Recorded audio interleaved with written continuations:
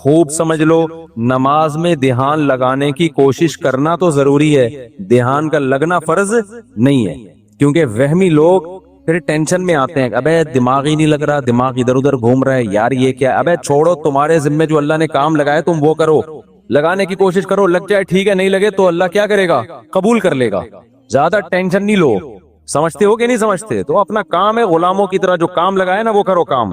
ایک صاحب مجھے کہنے لگے مجھے مزہ ہی نہیں آ رہا نماز میں، مزہ ہی نہیں آ رہا۔ میں نے کہا اچھا تم مجھے بتاؤ، تمہارا باس تمہیں کوئی کام کہتا ہے کہ یہ چیک جا کے نا بینک سے کیش کرا کے لے آ، آپ کہتے ہو یار مزہ ہی نہیں آ رہا، بھائی ویڈیو نہیں بنائے لکھا ہوا ہے نا، آپ کہتے ہو یار مزہ ہی نہیں آ رہا۔ میں گیا، وہ فیلنگ ہی نہیں ہو رہی کہ باس کی خدمت کر رہا ہوں، وہ ثواب مل رہا ہے یا پیسے ملیں گے تنخواہ، وہ فیلنگز ہی پیدا نہیں ہو رہی۔ اب آپ گئے اور چیک کے بغیر واپس آ گئے۔ سر وہ اصل میں ایکچولی جو موٹیویشن چاہیے نا جو کام کرنے کے لیے، وہ موٹیویشن نہیں مل رہی، وہ ایک تھپڑ لگائے گا کھینچ کے آپ کو، بولے گا تیرے کو جو کام دیا تھا وہ تو نے کیا کہ نہیں کیا، فیلنگ ویلنگ گئی تیل لینے۔ تو اسی طرح اللہ نے جو ہمارے ذمے کام لگایا ہے نا، وہ کام لگائے، نماز پڑھو اور دل لگانے کی کوشش کرو، بس لگے نہ لگے یہ ہمارا مسئلہ نہیں ہے، کیونکہ لوگ چھوڑ دیتے ہیں یار نماز میں کیا فائدہ، دل ہی نہیں لگ رہا، دماغ ادھر ادھر بٹتا ہے، تو یار ایسی نماز کا کیا فائدہ۔ ابے تیرے ذمے خدا نے نماز لگائی ہے، تجھے پڑھنا پڑے گی، اور نماز پڑھ، سلام پھر، پتلی گلی سے نکل تو۔ اب تو فرض پورا کرنا ہے ہم نے ہر صورت میں، ان چکروں میں نہ پڑا کرو کہ دل لگ رہا ہے کہ نہیں لگ رہا، سمجھتے ہو؟ تو اللہ نے فرمایا جو خشوع پیدا کرتے ہیں وہ لوگ جو ہم عن اللغو معرضون، دوسری صفت ایمان والوں کی لغویات سے بچتے ہیں، فضول کاموں سے بولو بچتے ہیں۔ فضول کام اسے کہتے ہیں جس کا نہ دنیا میں کوئی فائدہ ہو اور نہ آخرت میں کوئی فائدہ۔ پب جی کھیل رہے ہیں آپ، نہ دنیا میں فائدہ نہ آخرت میں فائدہ۔ فٹ بال کھیل رہے ہیں، فائدہ ہے، آپ کی صحت کیا ہوگی، اچھی ہوگی، اسٹیمنا فٹ بال سے ایسا بڑھتا ہے، بنتا ہے کہ آدمی خود فٹ بال بن جاتا ہے تھوڑے دنوں میں، ادھر جا رہا ہے ادھر جا رہا ہے ادھر جا رہا ہے، ایسے ہو جاتا ہے، بشرطے کہ کپڑے پورے پہنے ہوئے ہوں، 2-3 اسٹیکر نہ چپکائے ہوئے ہوں باڈی پہ، ٹھیک ہے نا، پراپر ڈریس میں۔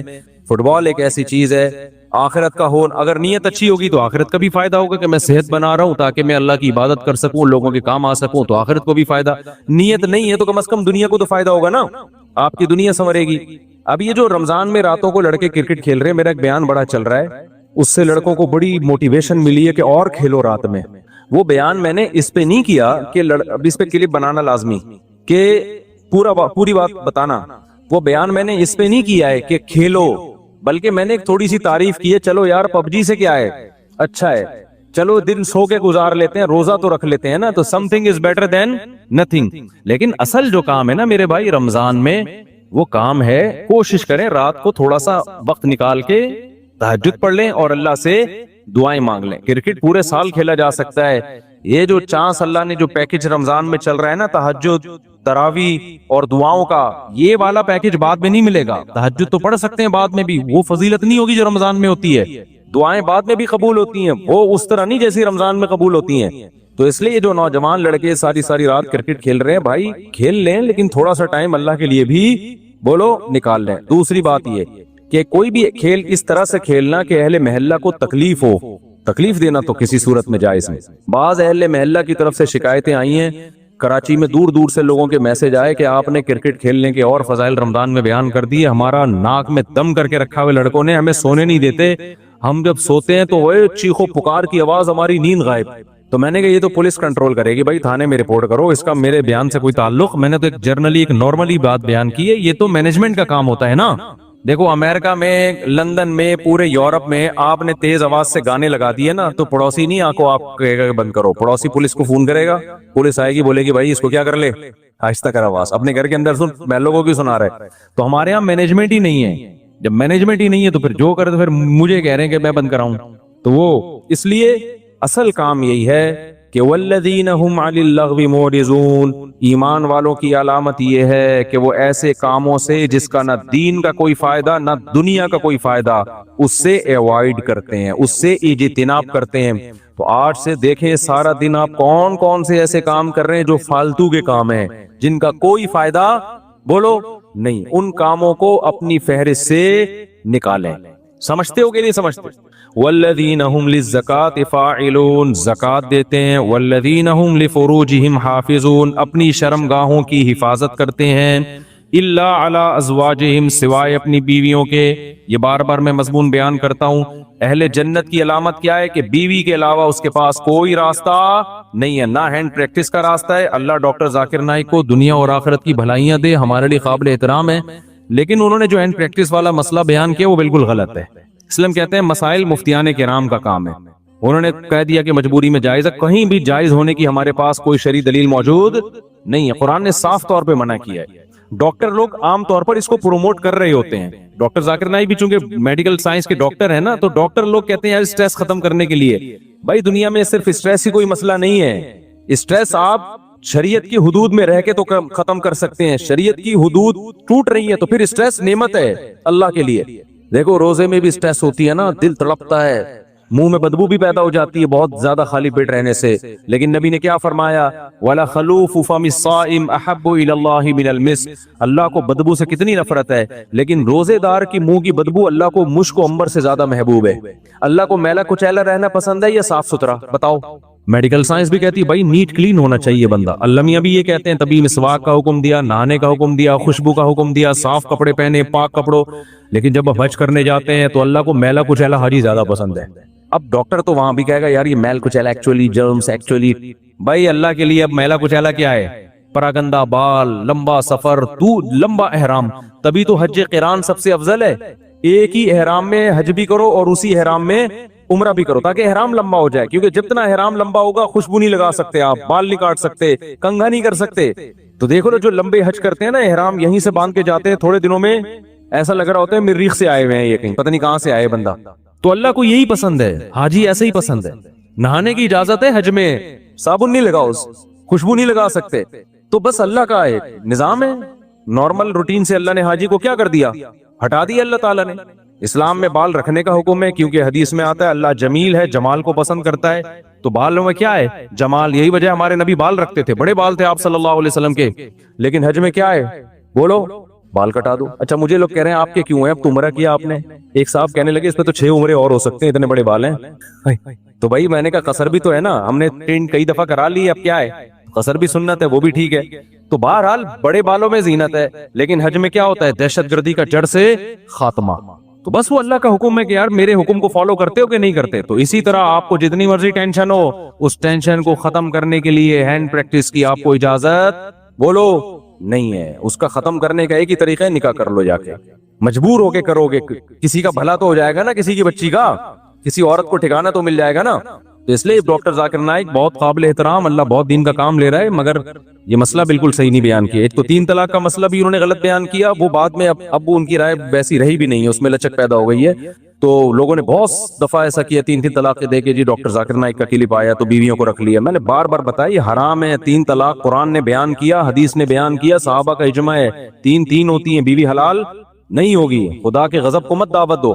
ڈاکٹر ذاکر نائک قابل احترام ہے، لیکن ابو حنیفہ سے زیادہ علم نہیں ہے ان کے پاس، امام شافعی سے زیادہ علم نہیں ہے، امام مالک سے زیادہ علم نہیں ہے، احمد بن حنبل سے زیادہ علم نہیں ہے. ڈاکٹر ذاکر نائک بخاری کے حوالے دے رہے ہیں اور احمد بن حنبل بخاری کے استاذ ہیں. سمجھ میں آ رہی ہے بات کہ نہیں آ رہی؟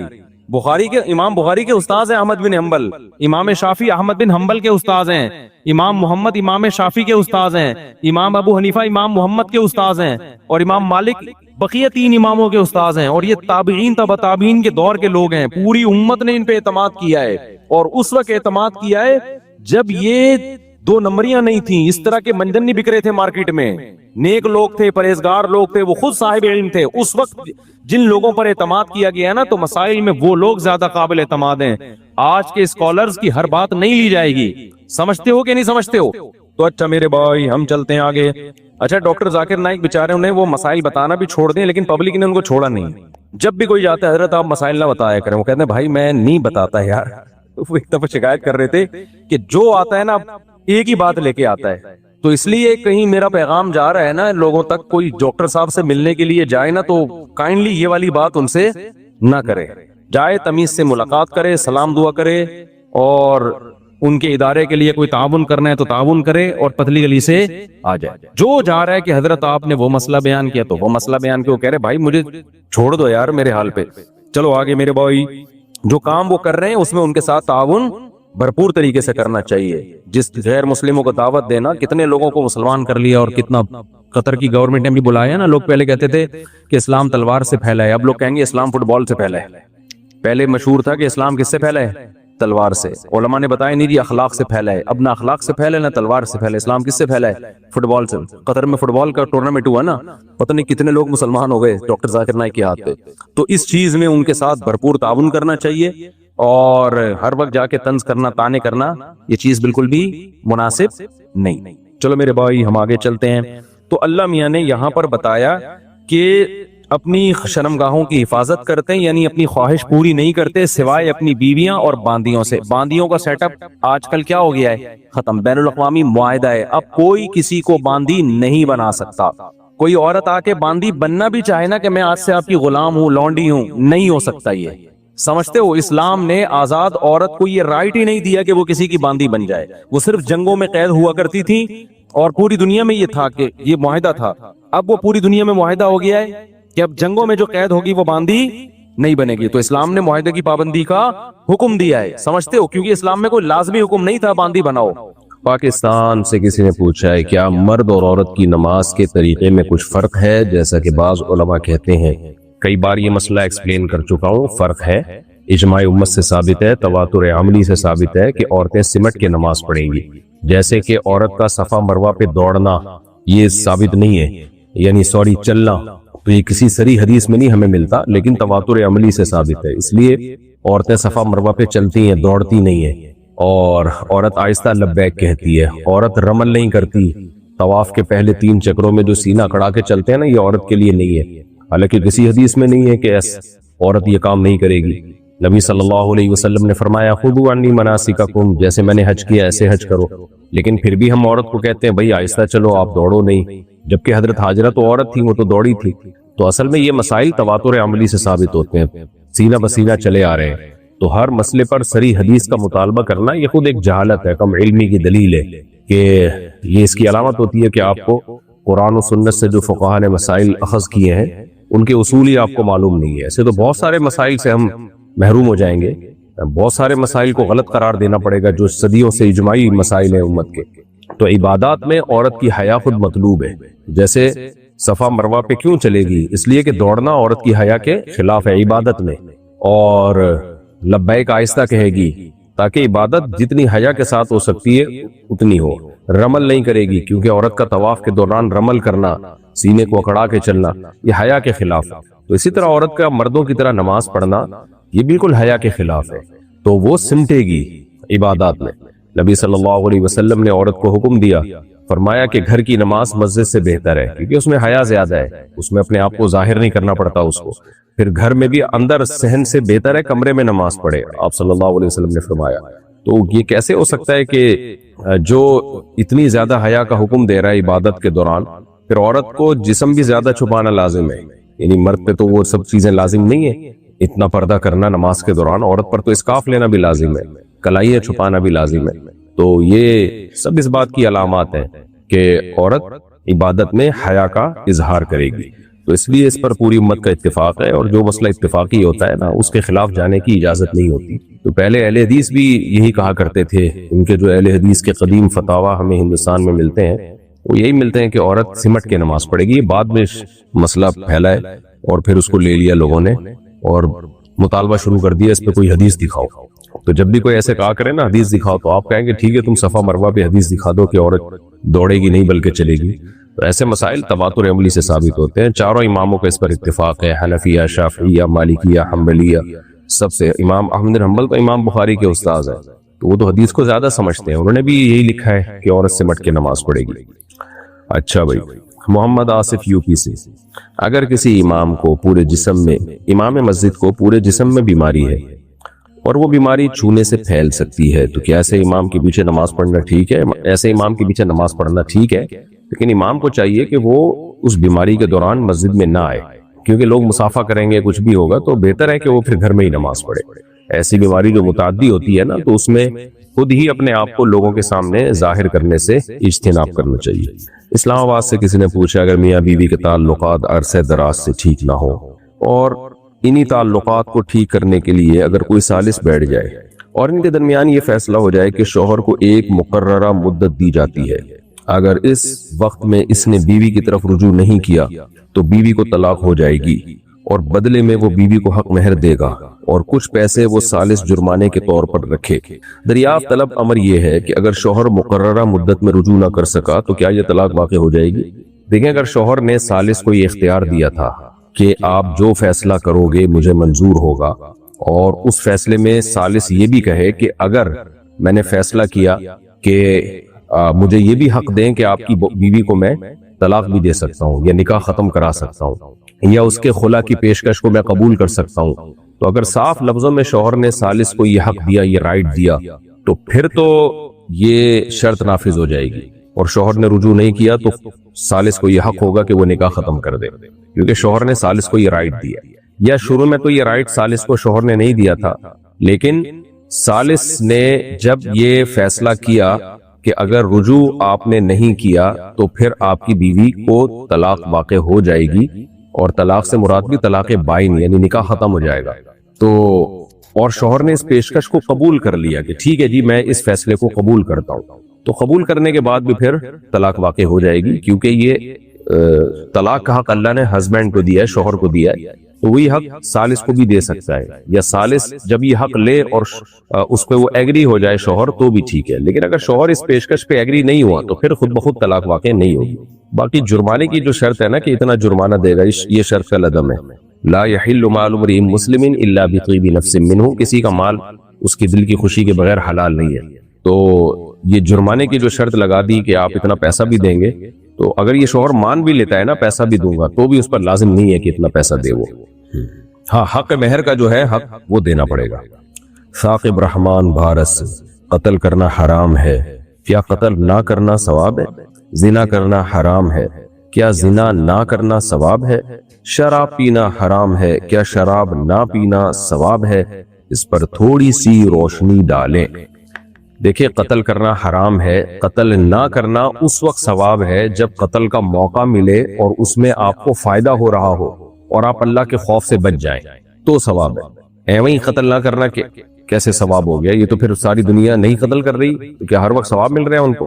تو موقع ملا، لالچ بھی تھی اس میں، فائدہ بھی تھا، قدرت بھی تھی، اور سزا ملنے کا یقین بھی نہیں تھا آپ کو دنیا کی جو سزا ہوتی ہے، پھر بھی آپ اللہ کے خوف سے بچ گئے یا شریعت کی وجہ سے بچ گئے یا جنت کی لالچ میں بچ گئے یا جہنم کے عذاب سے کہ خوف کھا کے بچ گئے تو ثواب ملے گا۔ اسی طرح زنا کرنا بہت بڑا جرم ہے، گناہ ہے۔ زنا نہ کرنا ثواب اس وقت ہے جب آپ میں زنا کی طاقت ہو، زنا کا موقع ہو اور آپ اللہ کے خوف سے بچو، پھر ہے تو یعنی جیسے موقع لگا نا آپ کو ملا زنا کا، آپ کر سکتے تھے لیکن آپ نہیں کر رہے، تو یقیناً آپ کو صرف یہ نہیں کہ ثواب ملے گا بلکہ بہت زیادہ ثواب ملے گا۔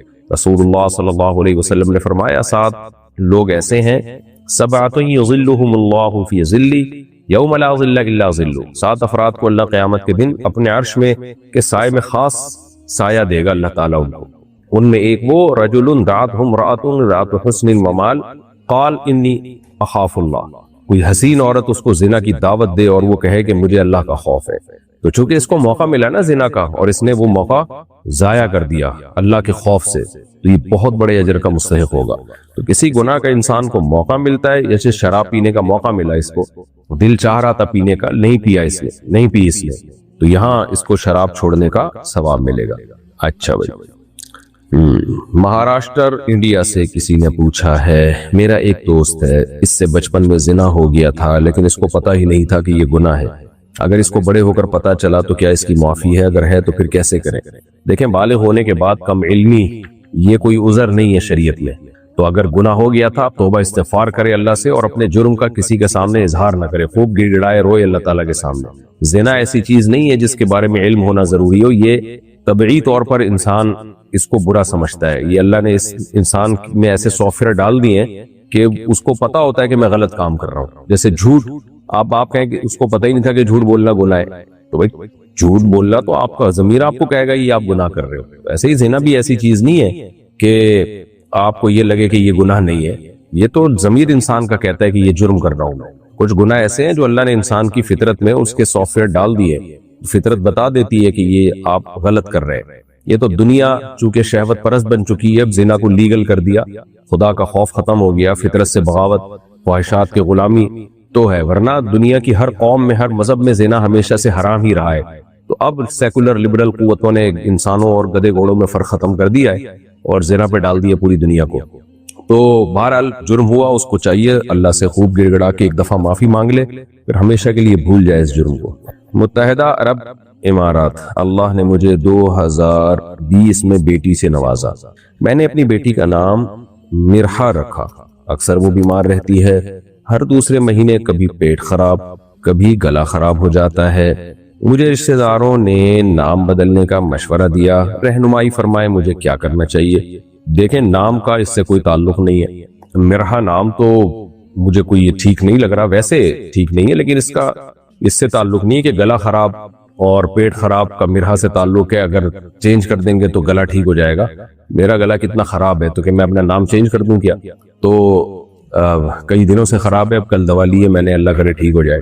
آواز بیٹھ گئی ہے، مسلسل بولا نہیں جا رہا۔ تو یہ تو مسائل رہتے ہیں کسی کے ساتھ، آپ گلا جو ہے وہ اچھے ڈاکٹر کو بتائیں، دکھائیں۔